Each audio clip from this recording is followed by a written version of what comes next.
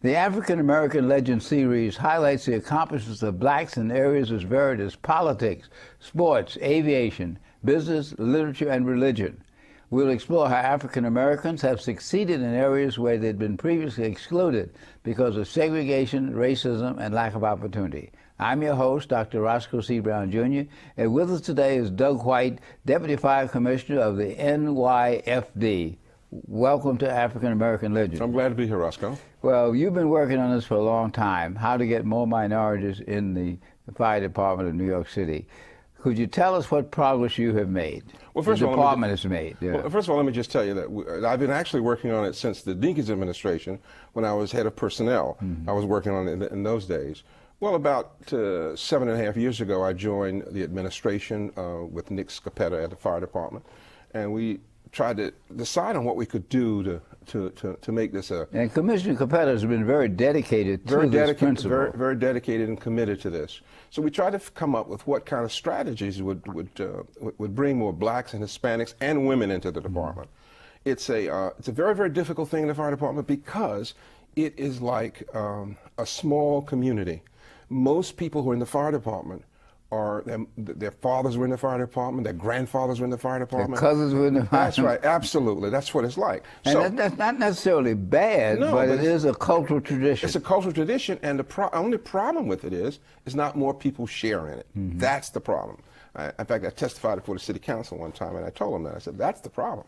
In any event, so what we tried to do was reach out to community-based organizations, go to community fairs, make people aware about what it means to be a firefighter. And it's not, I mean, of course we lost a tremendous amount of people in 9/11, but that's not what it's about. I mean, the truth is the transit authority loses more people than the fire department a year. I mean, to give you that, nobody thinks about it in those terms. So we tried to figure out how to structure this to reach as many young people as we could. Now, let me just say this. To be a firefighter, you have to be 21, although you can take the test at 17 and a half, because it takes a while to get on. You have to have 6 months of work experience or 15 college credits, and you have to have a driver's license, and be in good health. And of course, you ultimately will have to take a written test, and you'll have to take a physical test. You'll have to do those things to become a firefighter. But the thing is that it's a process. When we, in this most recent campaign, we reached out to all these community-based organizations. We would go to community fairs. We'd go to track meets. Any place we thought we would meet people who would be eligible to join the fire department. In that way, we reached out to about 2,500 people showed interest. And then we would have, I'd say, we would have, once they signed up, we would send them information. We would have work, what they call community-based programs, which would help them work on the test. We did that in 21 locations in Harlem and Bed-Stuy and all of those places.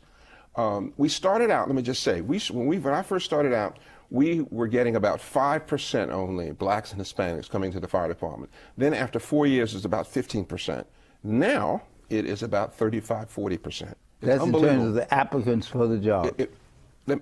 Of the last test that we had, 4,000 people, of the people who probably will be hired over the course of 4 years, more on the list, but of the top 4,000, 35% of those are people who are black, Hispanic, and black and Hispanic. So it is a major jump for us. It's just, and because we promote also EMT sometimes it gets as high as 40%. It's very dramatic. The problem, of course, is it will take time to do that. And now with the fiscal crisis, that slows it down a little because we've missed a couple of classes. But those people are still on the list. Every 1,000 that we call in, of all the 1,000 people that we call in to become firefighters at this point, about 35 to 40% will be blacks and Hispanics. It's very dramatic. It will dramatically change the culture of the department. Now that's very interesting because one of the things that happened many years ago, it was said that the exam was not job related. Yes. That it related more to school skills in math and science. And I know I helped to work with some of the people in developing an exam that was job related. To what extent is the exam really related to what a firefighter does? Well, let me just say this. We had a psychometrician come in and a psychometrician came up with this particular exam. And this particular exam produced those kinds of figures. I mean, it's not a problem from the standpoint of the Justice Department. This particular exam is not. I know the Vulcans have a lawsuit going on right now, and I'm not, frankly, permitted to even talk about that lawsuit. And I don't really know that much about the lawsuit, but I do know that they did not question the efforts, our outreach efforts, which eventually produce these very, very high numbers. So I don't know whether or not, if this exam if they litigate this exam, whether or not they will find it's job related. I think it's job related. That's my general feeling about it. We had a psychometrician who said it, who attested to that fact. I just think, though, that the keys here were not necessarily the exam. It had to do with using actual firefighters to recruit. So think about it. If you were in Central Harlem, we used to have a poster, and we had 8 firefighters on this poster, and all of them were black. It said fathers and sons. And people would be walking down the street, and they would come over, and they said, what? Like that. I said, all 8 of these firefighters, father, son, they were all firefighters. People just didn't have it's kind of like they didn't believe it, but that was the case. Today we have about, in the fire department, I'd say about 10% of firefighters are black and Hispanic. But as I said, every time we bring on more now, it will be somewhere in the neighborhood of 35 to 40%, which will, over time, will change dramatically. I do think, by the way, with the methods that we used the last time, that we probably could get it around 50%. That's 4 years from now. Given that the population of New York City is about 55% people of color, it's obvious that over time, just to fill the jobs, they're going to have a larger number of people of color. And the other thing that's interesting, we talked about this hereditary, this cultural tradition, firemen being from a certain background. That's changed. It's changed all over the world. It's changed all over the country. It is changing, I think. And because I always ask the question, who fights fires in Africa, who fights fires in China? There are people of color. That's right. There are people of color who do that. I mean, I do think New York is peculiar in the sense that the firefighting techniques in New York are a little bit different than most other cities, because New York City firefighters often fight fires from inside the building. That is not usual in most places. So it requires a whole range of other talents. But that doesn't mean that you can break those talents down on whether you're black or you're white, anything like that. That's ridiculous. What about the physical requirements? We talked about the intellectual requirements of tests. What about the physical requirements? Well, from the standpoint of, from the standpoint of blacks usually have not had a problem with the physical requirements of becoming firefighters. The test, not that part of it. The objections that blacks often had was to the written part of the test, not the physical part of the test. But even that this year this past year in 2007 or 2007 when the test was given, even that is different because New York City now administers a test that's given all across the country. It's the exact same test. The funny thing about it was, before New York City was doing it, the test that was given all across the country had pretty much been developed by New York City. They just had a few different things, like the timing of different phases, whether it's pulling this, like something that simulates pulling the ceiling down, which some people have had happen in their own homes, which they hate, of course, but firefighters have to do that, or using or banging against something like a door for the pressure. Those kinds of tasks that people do, are climbing through a tunnel, a dark tunnel, because, see, one of the things that people don't understand is that firefighters fight a lot of fires on their knees. They're getting under the smoke. So you read about it where they're crawling on the floor and they find a body and they pull it out, but you don't get up. It's deadly to do that. So they're crawling. So a lot of firefighting is on your knees. So it's very dramatic. Anyway, what I'm trying to say is I think that we made a major breakthrough this last time. I'm so happy with it that I would say I don't think we could have done much better. Well, you should be proud of what you've accomplished under the circumstances.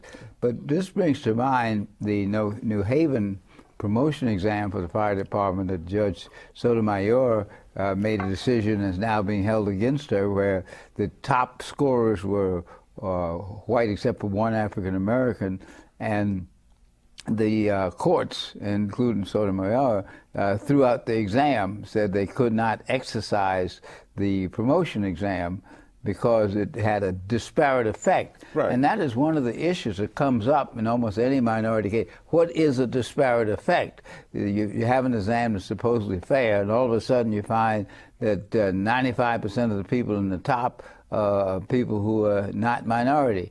How do you address that both intellectually, legally, and practically? Well, I am a lawyer, but as you know, this is one of the hardest areas of law to address, no question about it. But let me just say this about Judge Sotomayor, who I actually know her, but she's part of a panel that made that decision of the Second Circuit. The Second Circuit panel. It wasn't just her decision. Yeah, it was clearly. Right. It was. Yeah, but people often say it as if it was though her she decision. did it. Yeah, it wasn't. But it was. You know, and they really agreed with the city of New Haven. The city of New Haven said, basically what they said, if, you know, I think it was one Hispanic who passed it also, but if blacks and Hispanics didn't pass this test, there was something wrong with this test. You know, that we have to look at this test to make sure that it is validated and things of that sort, and they felt it was not, and that's why they kicked it out.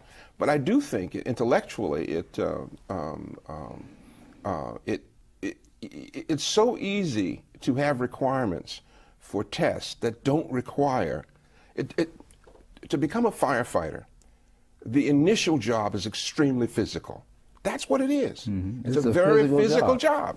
You know, it's not, you don't have to be a college graduate for that part of it. Now, as you move up the line, battalion, lieutenant, battalion chief, and the other chief levels, you know, then there's a whole nother thing, and management responsibilities, all kinds of things, a manager of men and women. So it's a very, very different thing. But to become a firefighter, it is essentially a physical exam. And you can go back and look at previous exams going back 30 years or 40 years in New York City, and most of it was physical. If you listen to the old firefighters tell you what it was like, it was a very physical exam. But then what happens is you have this creeping, almost academic requirements which are not necessary. Because once you become a firefighter, you may say, well, I want to become a lieutenant, I want to study for the lieutenant's test. You can do that. You can study for the lieutenant's test. You know, if you want to go and get the additional educational credits you need for that, you can do that. But now the way it is, that is 21. You have to be 21, by the way, partly because you're a peace officer and you can write summonses and things of that sort. But you know, I think that once you get into the department as a firefighter, the requirements are less significant in a way, because everybody can buy into that and take those tests and get whatever education is required for it, and also whatever experience is required for it. But it is difficult. We've seen it in too many areas, not just firefighter. But again, the firefighters tend to live together. They're very close in the firehouse and in their social activities. And particularly women have complained that they've been excluded, and some minorities have been claiming that they've been excluded, particularly when you have this generational thing where you have a firefighter whose father and grandfather were firefighters, and they have an inside track on promotions and special assignments, etc. How do you deal with that kind of thing in terms of the sensitivity within the department itself? Well, first of all, we have a lot of mentors, people who were in a lot of the organizations like the Vulcans, the Hispanic Society, the Women's Organization. They work with their members once they're in. That kind of thing. Work with them to do what? Work with them to, first of all, they understand the culture. We also, by the way... What is the culture, by the way? Well, I think the culture is like anything else. When I mean, I've heard these arguments that in the firehouse there's too much Italian food. You hear this a lot, you know. And so the Italians say, "Well, the food is better," that kind of thing. And the blacks in that firehouse are saying, "I want some more black food," you know. But of course, you need a group of people for that, you know, because people cook their own food and things. That's part of it, but it's also part of it is understanding. That the job is about, it allows for it allows for interacting with your family, because one of the things about being a firefighter is the fantastic kind of work schedule that you can have. When you can do 24s and you're going to work only a few times a month because you're doing 24s, then you have 3 days off, so you can coach the Little League team, you can do this, you can have another job if you want to, you can be a college professor if you want to, you can do all of those things, and we have those. But I think the culture has historically been very Irish and very Italian. Irish initially, and then very much Italian. A lot of that's breaking down. Even since I've been with the department, half of the young firefighters who've come on have been since I've been there. Half. That's interesting. It's very dramatic. So you got a lot of young firefighters, and it's very, very different because I think young firefighters have historically, I think partly because of education, partly because of the sensitivity of what's going on in the society about discrimination and things of that sort. It's much more of an alive issue than it used to be.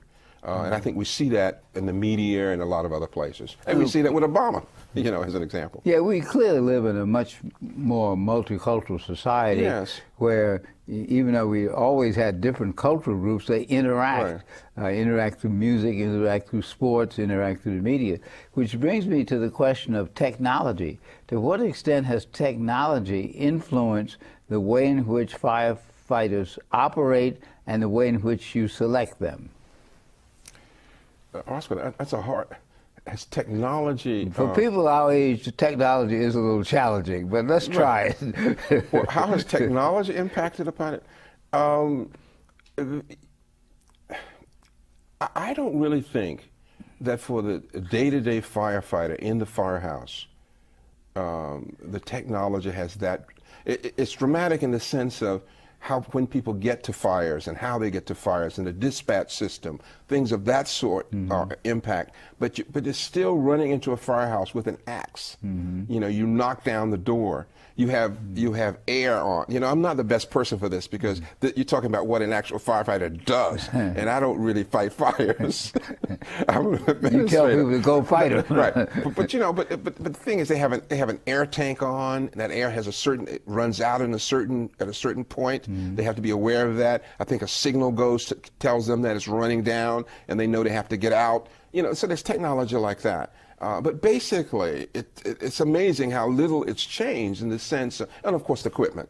The equipment that they wear, the fire retardant equipment and stuff like that, is quite significant, and that's been become more significant over even the last 20 years. So in those things, I mean, that's technology too. It may be a different kind of technology, but I don't think in the firehouse we send out people operate computers with respect to when people get on the job, when they're not on the job, you know, things of that sort. But the actual firefighting duties have not changed that much, I don't think, as say with respect to 20 years ago. Now, one of the things that we were concerned about in New York City was response times. And I understand the response times have been cut down tremendously. Now, to what extent is that a function of technology? To what extent is it a function of planning? To what extent is it a function of where the various station houses are located? I think I don't think it's a question of so much the houses where they're located, because in the last 20 years there are very few firehouses that have been closed for all of we hear about it. I do think though that the technology allows when the engine first gets to a fire, when they get to your house, they hit a button and it's sitting that they're there. And they've been doing that kind of thing for a long time. But there's a signal that they're there. But the planning of it's more, I think a big issue has to do with the fire retardant housing materials. It's less dangerous to live in this city today than it was, in the 1920s, as an example. So when you see that the death rate dropped dramatically, and now we're 8.5 million people or something like that, that's pretty significant. And a lot of it has to be with fire prevention, as an example. We have a fire prevention unit that educates people about what you can't do and can do. They go out to community groups, and so those issues are very, very important. I know that in many communities, the officers in the firehouse work with the kids in the community, and they invite the kids to come in to see the equipment, etc. Is that a planned program, or is that something that just happens incidentally? Well, it depends upon I think it's more incidental, and it depends on the firehouse. But firefighters tend to be a group that they kind of like doing that, showing the firehouse, showing it to kids. Kids get very excited about it. But it's not really planned. I used to think that maybe firehouses we should have open firehouse week, where the doors are open and people come in. If you talk to Mike Marshall of the Vulcans, he talks about this a lot. That's a good idea. Why don't you do it? Well, I have to talk to operations about it. I tell you something about it. I tell you something that happened to me. I decided I wanted to take some friends to the firehouse over here by Lincoln Center. So I went over to the firehouse. I had about 20 people with me. So we went over, and we had a firefighter showing us the firehouse, and they even slid down a pole. The kids love that, sliding down the pole. Even the adults liked it. But then, an alarm came in and they were gone. They were gone. Everybody left, which was striking to me because there was nobody else left in the firehouse. Mm-hmm. I thought it was really, and the door was open, but they were gone. That's interesting. Now, I never quite understand it. It seemed like somebody had to lock up or something, but it didn't work that way. But I think that it is a good idea to open the community more and more. But one of the things that's happening too is the recruitment unit does an enormous amount of outreach with firefighters going to schools, community groups, and things of that sort. And we also have an exploring group, by the way, which is like scouts for the fire department, from 14 to 20. How does someone get into that? That's very interesting, because some people who watch you might want to have their children get involved in it. Yeah, we have about 6 or 7 of these units across the city. We have about 100 kids doing it. We would love to increase that more. What they could do is they can call the fire department, call the recruitment unit, which is 718-999-3369. Do that again, Doug. Yeah, the number is 718-999-3369. And that's the recruitment unit, and you can talk to them about, one, if you're interested in becoming a firefighter, if you're interested in becoming an EMT, if you would interested in an exploring program. You should talk to them about all of that. We also have a school, a high school, and I think it's in I believe Bed-Stuy, and we have about 400 kids in the school, fire department, high school. I don't know how much about that particular, other than I know the school is there and I've been there many times. But I think that there are ample opportunities. We would love for you to call us and talk to the recruitment unit, and they will talk to you about how to help you and your community. I believe you have a training site over on Randall's Island where you replicate buildings, and that's where the probationers actually do their training. Well, it is. It's very dramatic, actually. Have you been to the training yet? Yeah, I've been out. I took my brother-in-law out there. He was in from California to see it recently. It's very dramatic, and on certain days, you can actually see simulated fires. High-rise fires, simulated high-rise. Can the public go? We take the kids out, the exploring groups. We take groups out. I don't think you probably couldn't, because you'd probably interfere with the training. But we certainly could do organized trips.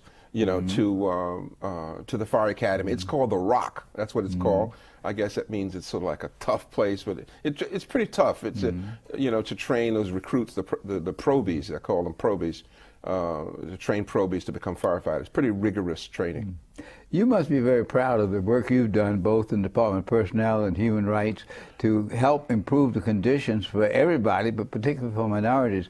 So as we come to the close of our conversation today, could you talk about what are the main principles that make affirmative action and increasing opportunities effective?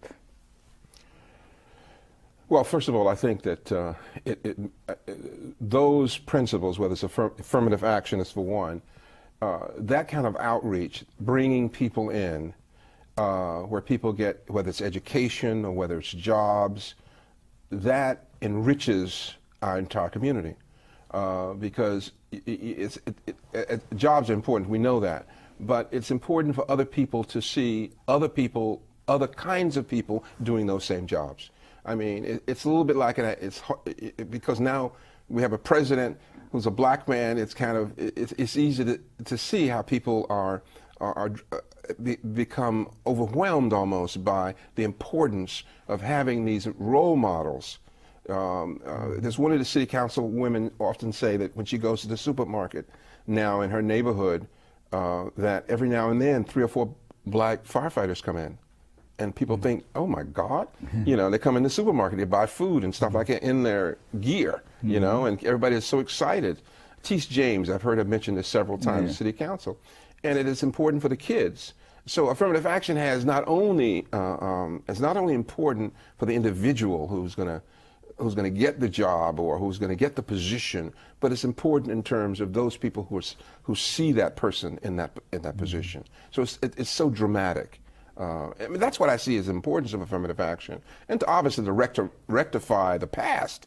And you know, as you would know, Roscoe, in terms of the things you've done in your life, I mean, I came up in the civil rights period in the '60s, and you know, we demonstrated for civil rights and for affirmative action and things of that sort. And we spent a lot of time doing that.